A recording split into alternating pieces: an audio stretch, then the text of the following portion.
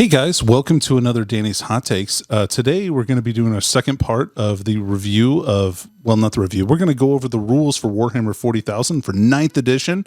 Oh man, I'm so excited. Yeah, that's right. Yay indeed. Today, we're in this section. We're going to be going over two parts of the battle round. We're going to be going over the command phase, which is going to be pretty brief, and then we're going to go over the movement phase. We're also going to talk about some out of phase rules. So sometimes things happen where you can shoot, you can charge, you can fight, or do something outside of the normal turn sequence. If that happens, just go ahead and use the rules as they are for that normal sequence. The only exception to this is stratagems. If a stratagem says that it can be used in the shooting phase, it can't be used like in Overwatch or in some other out of phase shooting action. So just remember that. Otherwise, it's resolved exactly like the phase that it should normally be in. Okay, so the command phase. The command phase is pretty short. There will, I think, as the edition goes on, there will be more and more rules that will be happening in the command phase. There are some models in the new starter box, in the Indominus box, that do utilize things in the command phase. So at the very start of the command phase, if your army is Battleforged, get a command point. Yay! That's right. This is called the Battleforged CP bonus. So that's really nice. It's always good to get some extra command points. So in a typical game, that means if you're getting a command point every single turn, you're going to have to start with about 17 CP to play around with, which is a lot.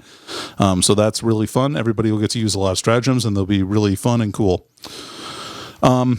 Also, there are some abilities that will happen during the command phase. But after the command phase is over, you progress right onto the movement phase. And so the movement phase is where your units maneuver about the battlefield. The ground shakes to the tread of marching feet and the growl of engines as armies advance across the battlefield and vie for advantageous positions. Precisely. The always stealthy Invictor Warsuit, as we heard. The very first section of this is how you move your units. So when you move units, you pick a unit and you choose how you want to move them. So you have 4 different options when you move units. There are some additional options that come into play in situational occurrences, and we'll go over those as we go through this section.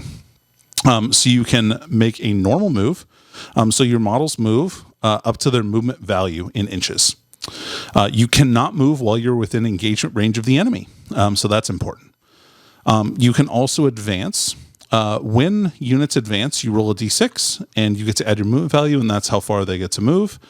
Units that advance, first of all, you can advance while you're in engagement range again, but you can't shoot or charge if you advance. So it gives you a little bit of extra bonus. There are a lot of rules that let you shoot after you advance or charge after you advance, so those are exceptions to that rule as well. You have another option to remain stationary. Unit doesn't do anything, just sits there, hangs out, twiddles its thumbs. Shoots heavy weapons without penalty. That's important. We'll go to that. And then your final option, if you're a true coward, is to fall back. And you fall back up to your movement. Units that fall back can't charge. And units that fall back can't shoot or manifest psychic powers unless they are a Titanic unit, which is a special type of keyword for really big models. After you do your normal movements, you go into reinforcement. So you move all your units, you're done with that, you go into the reinforcement step. So reinforcements allows you to place models on the battlefield that come in from various different vectors, whether they teleport onto the battlefield, they sneak around to the sides, they're in strategic reserves. However they're getting to the battlefield that's not a normal movement, this is how they get there. And this is the stage in which they appear. So reinforcements, you set them up on the table following the rules that they have for their placement. Usually it's about 9 inches away from the enemy, and then other mitigating circumstances as well. Any reinforcements not set up on the battlefield by the end of the battle count as being destroyed.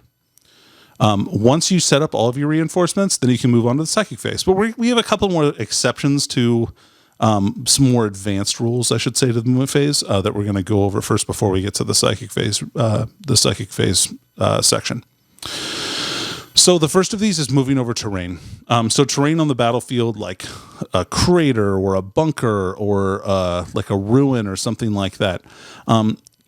terrain that's an inch or less high, you can move over without penalty. You don't have to measure like up and down or anything like that. But otherwise, terrain that isn't or that is more than an inch high, you have to measure to move up, over, and down. So you still have to do all of your measurement for that stuff. So just keep that in mind when you are moving your units. It can take up a lot of movement to try and move over like a line of barrels or a barricade or something like that. Like those can be potentially very difficult and really slow your units down, especially for a big model like a tank where its whole hull has to move past that obstacle. So that's a pretty significant expenditure of its movement value. And then you have units that can fly, as we can see by this lovely Scourge model here. Models that can fly get to ignore other models when they move. So normally you can't move over other models, of course, right? But you can ignore models when you advance, move, or they fall back. They don't get to ignore them if they stand still, though. So just keep that in mind. And then you also get to ignore vertical distance when they make a move, an advance or a fallback movement. So they can move through terrain. They can move kind of like they can hop over terrain, or they can move up to an upper level very easily when they have fly. So fly is a really good keyword and very powerful. All right, and then we have transports. So models that carry other models. So some models have the transport keyword. They can transport a number of models equal to their transport capacity, which is a section of their data sheet that will detail if they can actually carry models. You can start the game within a transport, and if you do so, you have to nominate that before the game starts, but we'll go over that when you set up for a mission during the mission section of this. If a model makes a normal move, an advance, or a fallback move, and ends their move, the entire unit, every model, within 3 inches, not entirely within 3 inches, of a friendly transport, they can embark within it. A unit cannot embark with a transport that is within engagement range of enemy models. So if they have your transport in combat, then you can't get inside of it. And you can't embark in a transport if you've already disembarked from another transport. So you can't line up a bunch of transports and then kind of hop between all of them for very little movement. That would be kind of silly. So that is specifically not allowed. When you're embarked in a transport, they don't count as being on the table really. So they can't do anything unless there's a special rule that allows them to. For all rules purposes, units that are embarked within a transport that has made the normal move, advanced, or fallen back, or remained stationary also has counted as made that same kind of move during the turn. If that becomes important. So when you get into a transport, you can also get out of a transport. It turns out you don't have to just stay there for the entire game.